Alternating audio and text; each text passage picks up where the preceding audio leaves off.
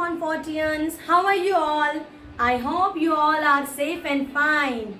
So, in the last lecture, we started this new chapter, Part No, Sone Ki Khan, and we read this chapter till 67. Today, we will going to complete this chapter. So, everybody, take out your Hindi book and open Part No, Sone Ki Khan. Okay? So first of all, let's recall the chapter whatever we read in the last lecture. So बेटा इसमें क्या दिखाया हुआ है? आपको एक आश्रम का दृश्य दिखाया हुआ है जिसमें संत रहते हैं और उनके शिष्य रहते हैं। वह सब अपने अपने काम में लगे हुए थे। तो एक दिन क्या होता है, भोला नाम का एक व्यक्ति आता है संत जी के पास। तो संत जी को वह प्रणाम करता है और संत जी पूछते हैं उनसे, तुम्हारे घर में सब कुशल है? तो भोला कहता है, क्या बताऊं महाराज जी आपको, गरीबी तो मेरा पीछा ही नहीं छोड़ रही है। मेरा भाग्य खराब चल रहा है, क्या करूं मैं? संत जी ने कहा, ठीक है, इसका भी हम तुम्हें उपाय बताते हैं। तुम एक काम करो, 2-3 दिन बाद आओ, मैं तुम्हें इसका उपाय बताता हूँ। फिर भोला ने क्या किया, वो पूरे 3 दिन बाद वापस आश्रम में संत जी से मिलने गया।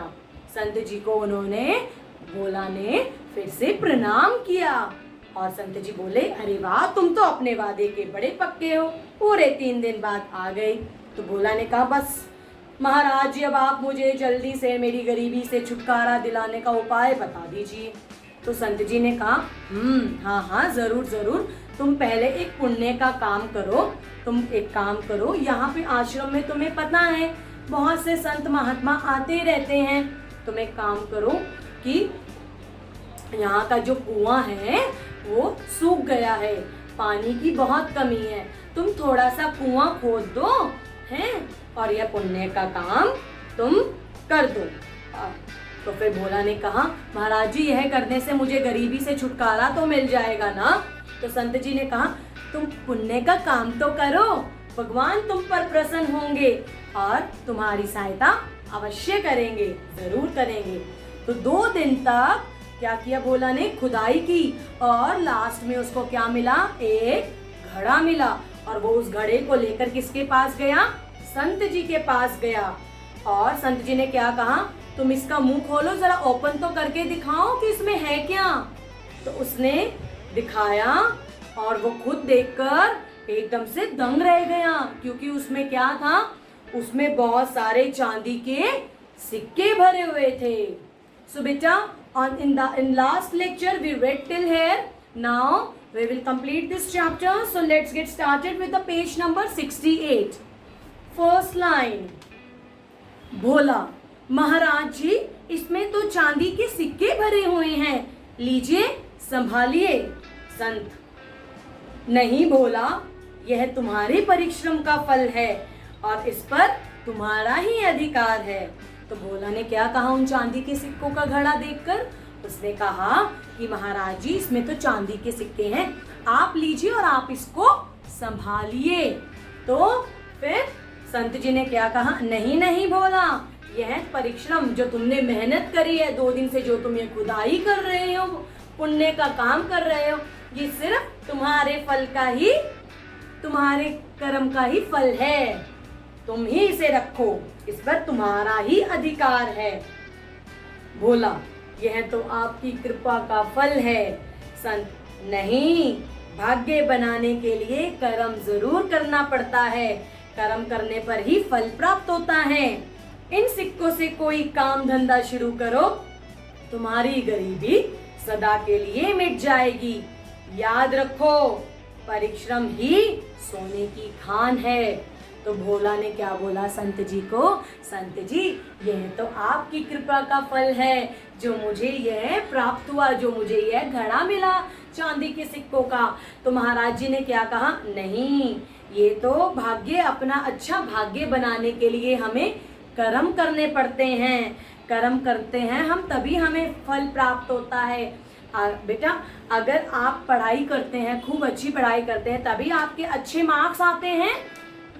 अच्छे मार्क्स लाने के लिए आपको अच्छी तरह से पढ़ाई करनी पड़ती है। सेम, कर्म करो तभी फल मिलता है। इन सिक्कों से कोई काम धंधा शुरू करो। क्या कहा संत ने? ये सिक्के जो है चांदी से, इनसे तुम कोई नया काम धंधा शुरू करो, तुम्हारी गरीबी सदा के लिए मिट जाएगी। और याद रखना, परिश्रम ही सोने की खान है। परिश्रम में जब हम मेहनत करते हैं वही असलियत में हमारी सोने की खान है। भोला संत के चरणों को पकड़ लेता है। तो वट भोला डू, वो संत के चरणों को पकड़ लेता है। भोला क्या बोलता है? महाराज, आपने मुझे सच्ची राह दिखा दी है। अब तक मैं आलसी था, अब मैं परिश्रम करने में कोई कसर नहीं रखूंगा। तो भोला ने क्या कहा महाराज जी को? महाराज जी, आपने मुझे सच्ची राह दिखा दी है। मीन्स सच्ची राह दिखा दी है, रास्ता दिखा दिया है। अब मैं कभी भी आलसपन नहीं करूंगा, लेजी नहीं बनूंगा, हमेशा परिश्रम करूंगा, हमेशा मेहनत करूंगा। संत, बहुत अच्छा, तुम्हारा कल्याण हो। तो संत जी ने फिर कहा, बहुत अच्छी बात है, तुम्हारा कल्याण हो। उन्होंने उसको आशीर्वाद दिया। भोला सिक्कों से भरा घड़ा लेकर जाता है। तो उसके बाद भोला वहां से सिक्कों से भरा घड़ा लेकर चला जाता है।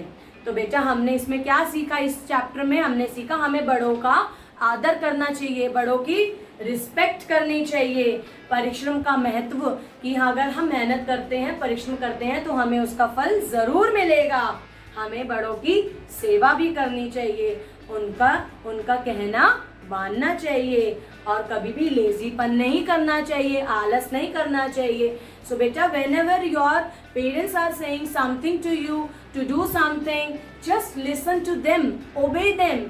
बेटा, they are saying just for your sake, for your benefit. So अपने मम्मा पापा की बात जरूर सुनो और उनका कहना जरूर मानो।